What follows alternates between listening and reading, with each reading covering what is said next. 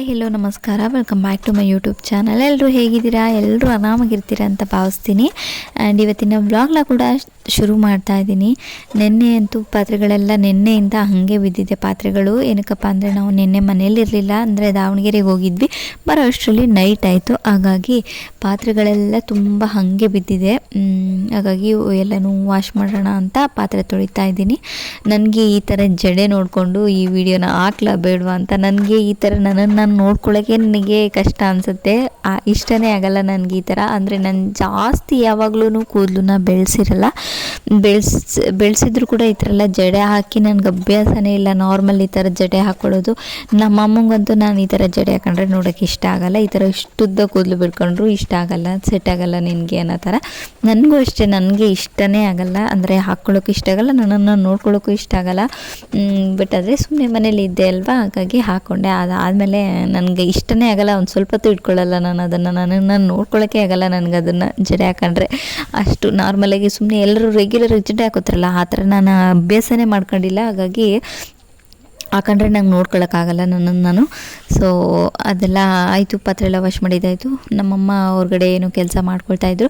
ಈಗ ಇನ್ನೂ ಒಂದಷ್ಟು ನಮ್ಮಣ್ಣ ನಮ್ಮ ಅತ್ತಿಗೆ ಬಂದಾಗ ಒಂದಷ್ಟು ಗಿಡಗಳನ್ನ ತೊಗೊಂಡು ಬಂದಿದ್ರು. ನಮ್ಮಣ್ಣ ಒಂದಷ್ಟು ತಂದಿದ್ದ, ನಮ್ಮ ಅತ್ತಿಗೆ ಒಂದಷ್ಟು ತಂದಿದ್ರು. ಅದನ್ನೆಲ್ಲದನ್ನು ಇಲ್ಲಿ ಮನೆ ಮುಂದೆ ಗಾರ್ಡನ್ ಥರ ಮಾಡ್ತಾಯಿದ್ದೀವಿ. ಅದರಲ್ಲಿ ಎಲ್ಲ ಥರದ್ದು ಹಾಕಿದ್ದೀವಿ. ಒಂದಷ್ಟು 5-6 ಥರದ್ದು ಕಲರ್ ರೋಸ್ ಗಿಡಗಳು, ಇನ್ನು ಏನೇನೋ ವೆರೈಟಿ ಗಿಡಗಳು, ಕಲರ್ ದಾಸವಾಳ ಗಿಡಗಳು ಎಲ್ಲನೂ ಏನೇನೇನೋ ಹಾಕಿದ್ದೀವಿ. ಅಂದರೆ ಜಾಸ್ತಿ ಇಷ್ಟ ನಮಗೆ ಈ ಥರ ಗಿಡ, ಅಂದರೆ ಹೂವಿನ ಗಿಡ ಬೆಳೆಸೋದು, ಅದು ಇದು ಎಲ್ಲನೂ ಮನೆ ಮುಂದೆ. ಅಂದರೆ ನಂಗೆ ಜಾಸ್ತಿ ಇಷ್ಟ ಕಲರ್ ದಾಸವಾಳ ಮನೆ ಮುಂದೆ ಇರಬೇಕು ಅನ್ನೋದು ಸಿಕ್ಕಾಪಟ್ಟೆ ಇಷ್ಟ ನನಗೆ. ನೋಡೋಕ್ಕೆ ಜಾಸ್ತಿ ಇಷ್ಟ ನನಗೆ. ಗಿಡದಲ್ಲಿ ಬಿಟ್ಟು ಹೂಗಳೆಲ್ಲ ಹರಳಿರಬೇಕು, ಕಲರು ನೋಡಬೇಕು, ನನಗೆ ಅಷ್ಟೇ ಇಷ್ಟ ಆಗುತ್ತೆ. ಮನೆ ಮುಂದೆ ಫುಲ್ಲು ಎಲ್ಲ ಆ ಥರ ಇರಬೇಕು, ಇಷ್ಟ ಆಗುತ್ತೆ. ಅಂದರೆ ಈ ಇಷ್ಟಗಳು, ಈ ಆಸೆಗಳು ಇವತ್ತಿಂದಲ್ಲ. ನಮಗೆ ನಾವು ಚಿಕ್ಕವರಿದ್ದಾಗಿಂದ ನಮ್ಮ ಮನೆ ಹತ್ರ ವನ ಥರನೇ ಇರ್ತಾಯಿತ್ತು. ಗಿಡಗಳು, ಮರಗಳು, ಹೂವಿನ ಗಿಡಗಳು ಸಿಕ್ಕಾಬಟ್ಟೆ ಇರ್ತಾಯಿತ್ತು. ಅಲ್ಲಿಂದನೇ ನಮಗೆ ಬಂದಿರೋದು. ಹಾಗಾಗಿ ಜಾಸ್ತಿ ಇಷ್ಟ ಆಗುತ್ತೆ ಮನೆ ಮುಂದೆ. ಅದಕ್ಕಾಗಿ ಎಲ್ಲನೂ ಹಾಕ್ತಾಯಿದ್ದೀವಿ. ಎಲ್ಲನೂ ಕುಡಿಗಳು ಬರ್ತಾಯಿದೆ, ಚೆನ್ನಾಗಿ ಬರ್ತಾಯಿದೆ. ಬಟ್ ಎಲ್ಲನೂ ನಿಮಗೆ ತೋರಿಸ್ಬೇಕು ಅಂದರೆ ಅದಿನ್ನೂ ದೊಡ್ಡದಾಗಿಲ್ಲ. ಎಲ್ಲನೂ ಒಂದ್ಸಲ ದೊಡ್ಡದಾದ್ಮೇಲೆ ನಿಮಗೆ ಓಕೆ ಇದೆಲ್ಲ ಇದೆ ಅಂತ ಗೊತ್ತಾಗತ್ತೆ. ಇವಾಗ ಏನು ತೋರಿಸಿದ್ರು ಅಲ್ಲಿ ಏನೂ ಇಲ್ಲ ಅನ್ನೋ ಥರ ಅನಿಸುತ್ತೆ. ಚಿಕ್ಕ ಗಿಡಗಳಲ್ವಾ. ಹಾಗಾಗಿ ನೋಡಿ, ಸೇವಂತಿಗೆ ಇದು ರೀಸೆಂಟಾಗಿ ಹಾಕಿದ್ದು. ತುಂಬ ಚೆನ್ನಾಗಿ, ಅಂದರೆ ಏನೇ ಹಾಕಿದ್ರು ಬೇಗ ಮೊಗ್ಗು ಬರ್ತಿದ್ದಾವೆ, ಬೇಗ ಚೆನ್ನಾಗಿ ಗ್ರೋತ್ ಆಗ್ತಾ ಇದ್ದಾವೆ. ಇದು ನೋಡಿ, ಈ ರೋಸ್ ಗಿಡ ಇದು ಅಂತಲ್ಲ, ನಮ್ಮ ಮನೆ ಹತ್ರ ಇರೋ ಎಲ್ಲ ರೋಸ್ಗಳು ಅಷ್ಟೇ ಗುಚ್ಚು ಒಂದು ಕೊನೆಯಲ್ಲಿ ಒಂದು ಬೊಕ್ಕೆ ಥರ, ಆ ಒಂದು ಕೊನೆ ಮುರ್ಕೋಬಿಟ್ರೆ ಬೊಕ್ಕೆ ಥರನೇ ಅನಿಸುತ್ತೆ. ಅಷ್ಟು ರಾಶಿ ಹೂಗಳು ಒಂದೊಂದು ಕೊನೆಯಲ್ಲಿ ಬಿಡ್ತಾ ಇದ್ದಾವೆ. ಇದು ಬಟನ್ಸ್ ರೋಸ್ ಅಂತಾರಲ್ವ, ಸೊ ಚಿಕ್ಕ ಪುಟ್ಟದು ಆ ಥರದ್ದು ಸಿಕ್ಕಾಪಟ್ಟೆ ಚೆನ್ನಾಗಿ ಅರಳ್ತವೆ. ನಾವು ಹಾಗೇ ಬಿಡ್ತೀವಿ, ಅಂದರೆ ಜಾಸ್ತಿ ಕೀಳಲ್ಲ ನಾವು ಹೂಗಳನ್ನ. ನನಗೆ ಗಿಡದಲ್ಲಿ ಹಂಗೆ ನೋಡೋಕ್ಕೆ ಜಾಸ್ತಿ ಇಷ್ಟ. ಹಾಗಾಗಿ ಎಲ್ಲ ರೋಸ್ಗಳನ್ನೂ ಹಂಗಂಗೆ ಬಿಟ್ಟಿರ್ತೀವಿ ಜಾಸ್ತಿನ.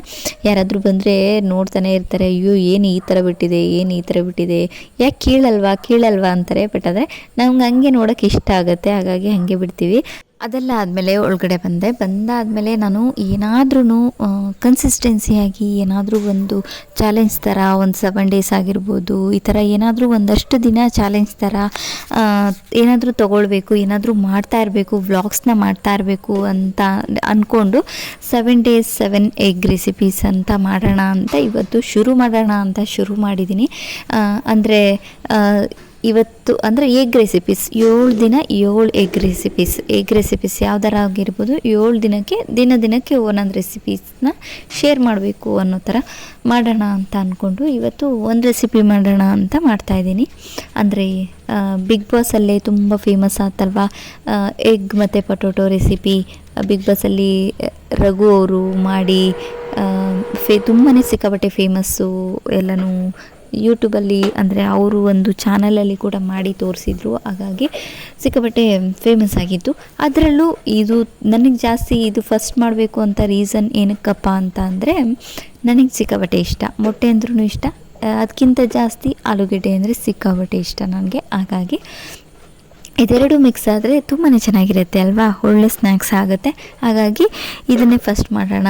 ನನಗಂತೂ ಆಲೂಗೆಡ್ಡೆ ಅಂದರೆ ನೀವೆಲ್ರಿಗೂ ಆಲ್ಮೋಸ್ಟ್ ನಾನು ಮುಂಚೆಯಿಂದ ಬ್ಲಾಗ್ಸ್ ಯಾರಾದರೂ ನೋಡಿದರೆ ಗೊತ್ತೇ ಇರುತ್ತೆ, ನನಗೆ ಆಲೂಗೆಡ್ಡೆ ಅಂದರೆ ತುಂಬಾ ಇಷ್ಟ. ಆಲೂಗೆಡ್ಡೆಲಿ ಏನೇ ರೆಸಿಪೀಸ್ ಮಾಡಿದ್ರು ಜಾಸ್ತಿ ಇಷ್ಟ ಆಗುತ್ತೆ. ಅಟ್ಲೀಸ್ಟ್ ಅವನ್ನ ಜಸ್ಟ್ ಸುಮ್ಮನೆ ಹಿಂಗೆ ಒಗ್ಗರಣೆ ಹಾಕೊಂಡು ತಿಂದರೂ ನನಗೆ ಇಷ್ಟ ಆಗುತ್ತೆ. ಹಾಗಾಗಿ ಇವತ್ತು ಆಲೂಗೆಡ್ಡೆ ಜೊತೆ ಮೊಟ್ಟೆ ಕೂಡ ಇರುತ್ತಲ್ವ, ನನಗೆ ಜಾಸ್ತಿನೇ ಇಷ್ಟ ಆಗುತ್ತೆ ಈ ಒಂದು ರೆಸಿಪಿ. ಹಾಗಾಗಿ ಈ ಒಂದು ರೆಸಿಪಿನ ಮಾಡೋಣ ಅಂತ ರೆಡಿ ಮಾಡ್ಕೊಳ್ತಾ ಇದ್ದೀನಿ. ಆಲೂಗೆಡ್ಡೆಗಳನ್ನ 2 ಆಲೂಗಡ್ಡೆ 2 ಮೊಟ್ಟೆನ ತೊಗೊಂಡಿದ್ದೀನಿ. ಈಗ ಇಂಗ್ರೀಡಿಯೆಂಟ್ಸ್ ನೋಡ್ತಾ ಇರ್ಬೋದು, ಸಿಂಪಲ್ ಇಂಗ್ರೀಡಿಯೆಂಟ್ಸು, ಎಲ್ಲರೂ ನೋಡಿದರೆ ಗೊತ್ತೇ ಇರುತ್ತೆ, ನೋಡಿಲ್ಲ ಅಂದರೆ ನೋಡಿ ತಿಳ್ಕೊಡಿ. ಸ್ನ್ಯಾಕ್ಸು ತುಂಬಾ ಚೆನ್ನಾಗಿರುತ್ತೆ. ನೀವು ಕೂಡ ಕ್ವಿಕ್ಕಾಗಿ ಒಂದು 10 ಮಿನಿಟ್ಸಲ್ಲಿ ಮಾಡ್ಕೋಬೋದು. ನೀವು ಕೂಡ ಇದನ್ನು ಚಿಕ್ಕವರಾದರೂ ಮಾಡ್ಬೋದು, ದೊಡ್ಡವರಾದರೂ ಮಾಡ್ಬೋದು, ಯಾರಾದರೂ ಮಾಡ್ಬೋದು, ಅಡುಗೆ ಬರ್ದಿಲ್ದರೂ ಮಾಡ್ಬೋದು. ಇದು ಅಂಥ ಏನು ತುಂಬ ಕಷ್ಟವಾದ ರೆಸಿಪಿ ಏನು ಅಲ್ಲ. ಯಾರು ಬೇಕಾದರೂ ನೀವು ಮಾಡ್ಕೊಂಡು ಆರಾಮಾಗಿ ತಿನ್ಬೋದು. ಮಕ್ಕಳು ಸ್ಕೂಲ್ಗೆ ಹೋಗೋರು ಯಾರು ಬೇಕಾದರೂ ಮಾಡ್ಕೊಳ್ಬೋದು. ಆದರೆ ಗ್ಯಾಸ್ ಮುಂದೆ ಹೋದಾಗ ಮಕ್ಕಳು ಹುಷಾರಾಗಿರಿ ಅಷ್ಟೇ.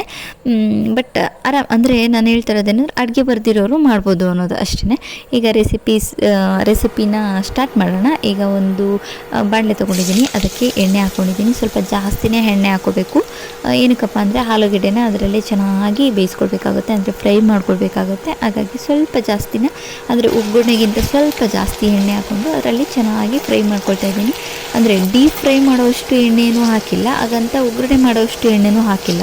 ಒಗ್ಗರಣೆಗಿಂತ ಜಾಸ್ತಿ ಡೀಪ್ ಫ್ರೈ ಮಾಡೋವಷ್ಟು ತೊಗೊಳ್ತೀವಲ್ಲ, ಅದಕ್ಕಿಂತ ಕಡಿಮೆ ತೊಗೊಳ್ಬೇಕು ಎಣ್ಣೆನ. ಸೊ ಈಗ ಅಷ್ಟು ತೊಗೊಂಡಿದ್ದೀನಿ. ಅಷ್ಟು ತೊಗೊಂಡು ಈಗ ಫ್ರೈ ಮಾಡ್ಕೊಳ್ತಿದ್ದೀನಿ. ಆಲೂಗೆಡ್ಡೆ ಅಲ್ವಾ, ಎಷ್ಟೊತ್ತು ಬೇಕು ಬೇಯಕ್ಕೆ ಹೇಳಿ, ಒಂದು 5-10 ನಿಮಿಷಕ್ಕೆಲ್ಲನೂ ಬೆಂದು ಹೋಗ್ಬಿಡುತ್ತೆ. ಅಂದರೆ ನಾನು ತುಂಬಾ ಚಿಕ್ಕದಾಗಿ ಕಟ್ ಮಾಡ್ತೀನಿ, ಹಾಗಾಗಿ ನಂದು ಒಂದು 5 ಮಿನಿಟ್ಸ್ ತೊಗೊಳುತ್ತೆ ಅಷ್ಟೇ. ತುಂಬ ಚಿಕ್ಕದಾಗಿ ಕಟ್ ಮಾಡಿದ್ರೆ, ಸ್ವಲ್ಪ ದಪ್ಪ ಕಟ್ ಮಾಡಿದ್ರೆ ಸ್ವಲ್ಪ ಟೈಮ್ ತೊಗೊಳುತ್ತೆ. ಸೊ ಈಗ ಈ ರೀತಿ ಫ್ರೈ ಮಾಡ್ಕೊಂಡಿದ್ದೀನಿ. ಅದೆಲ್ಲನೂ ಫ್ರೈ ಆಗಿದೆ. ಆಗಿದೆ ಅಂದಮೇಲೆ ಅದನ್ನು ಸಪ್ರೇಟಾಗಿ ಎತ್ತಿಟ್ಕೊಳ್ಬೇಕು. ಏಕಪ್ಪ ಅಂದರೆ ಅದರಲ್ಲಿ ಎಣ್ಣೆ ಜಾಸ್ತಿ ಹಾಕ್ಕೊಂಡಿರ್ತೀವಲ್ಲ, ಅದನ್ನೆಲ್ಲನೂ ಸಪ್ರೇಟ್ ಮಾಡ್ಕೊಳ್ಳೋಕ್ಕೆ. ನನಗೆ ಯಾವುದೇ ರೆಸಿಪಿಲಿ, ಯಾವುದೇ ಸ್ನ್ಯಾಕ್ಸಲ್ಲಿ, ಯಾವುದೇ ತಿಂಡಿಲಿ ಎಣ್ಣೆ ಅಂಶ ಜಾಸ್ತಿ ಇದ್ದು ನನಗೆ ಇಷ್ಟನೇ ಆಗಲ್ಲ, ಮುಖ ಮುರಿಯೋ ಥರ ಆಗುತ್ತೆ. ಹಾಗಾಗಿ ಎಣ್ಣೆ ಕಂಪ್ಲೀಟಾಗಿ ನಾನು ಅದನ್ನು ಎಲ್ಲನೂ ಟ್ರಾನ್ಸ್ಫರ್ ಮಾಡಿಬಿಟ್ಟೆ, ಅಂದರೆ ತೆಗೆದಿಟ್ಬಿಟ್ಟೆ ಎಣ್ಣೆ ಎಲ್ಲನೂ. ಈಗ ಎಣ್ಣೆ ಎಲ್ಲ ತೆಗೆದು ಅದೇ ಬಾಣಲಿಗೆ, ಬಾಣಲಿ ಎಲ್ಲ ಕಚ್ಕೊಂಡಿರುತ್ತೆ ಸಾಕು. ಆಲ್ರೆಡಿ ಆಲೂಗೆಡ್ಡೆಲೂ ಕೂಡ ಎಣ್ಣೆ ಹಿಡ್ದಿರುತ್ತೆ. ಈಗ ಒಂದು ಸೈಡ್ಗೆ ಆಲೂಗೆಡ್ಡೆನ ಹಾಕ್ದೆ, ಇನ್ನೊಂದು ಸೈಡ್ಗೆ ಮೊಟ್ಟೆ ಹೊಡೆದು ಹಾಕ್ಕೊಂಡೆ. ಅದಕ್ಕೆ ಉಪ್ಪು ಖಾರ ಏನೂ ಇಲ್ಲ, ಸಿಂಪಲ್ಲಾಗಿ ಮನೇಲಿ ಏನಿರುತ್ತೆ ನೋಡಿ ಐಟಮ್ಸು ಅದೇನೇ ಹಾಕೋದು. ಉಪ್ಪು ಖಾರ, ಸ್ವಲ್ಪ ಕೊತ್ತಂಬರಿ ಸೊಪ್ಪು, ಹಾಗೆ ಒಂದು ಹಸಿಮೆಣ್ಸಿನ್ಕಾಯಿ ಚಿಕ್ಕದಾಗಿ ಕಟ್ ಮಾಡಿರೋವಂಥದ್ದು. ಸೊ ಇದನ್ನೆಲ್ಲ ಹಾಕಿ ಚೆನ್ನಾಗಿ ಮಿಕ್ಸ್ ಮಾಡಬೇಕು. ಅಂದರೆ ಎಗ್ಗು ಹಾಕಿದ ತಕ್ಷಣ ಮಿಕ್ಸ್ ಮಾಡಬಾರ್ದು, ಅದು ಸ್ವಲ್ಪ ಆಲ್ರೆಡಿ ಬಾಯ್ಲ್ ಆಗಿದೆ ಅನ್ನೋ ಥರ, ಅಂದರೆ ಫ್ರೈ ಆಗಿದೆ ಅನ್ನೋ ಥರ ಅನಿಸಿದಾಗ ಅದನ್ನು ಫ್ರೈ ಮಾಡಬೇಕು, ಅಂದರೆ ಮಿಕ್ಸ್ ಮಾಡಬೇಕು.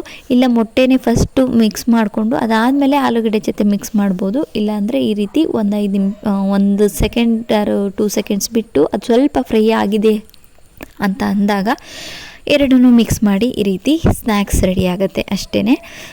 ತುಂಬಾ ಈಸಿ ರೆಸಿಪಿ, ತುಂಬಾ ಚೆನ್ನಾಗಿತ್ತು. ನಾನು ಇದು 2ನೇ ಸರಿ ಮಾಡಿರೋದು ಈ ರೆಸಿಪಿನ, ಜಾಸ್ತಿ ಇಷ್ಟ ಆಯಿತು ನನಗೆ. ನಮ್ಮಮ್ಮ ಮೊಟ್ಟೆ ರೆಸಿಪಿ ಏನು ತಿನ್ನಲ್ಲ, ಹಾಗಾಗಿ ಏನೋ ಕಾಫಿ ಏನೋ ಮಾಡ್ಕೊಂಡು ಹೋದರು. ನಾನು ಕೂಡ ಟೇಸ್ಟ್ ಮಾಡೋಣ ಅಂತ ಟೇಸ್ಟ್ ಮಾಡ್ತಾಯಿದ್ದೀನಿ.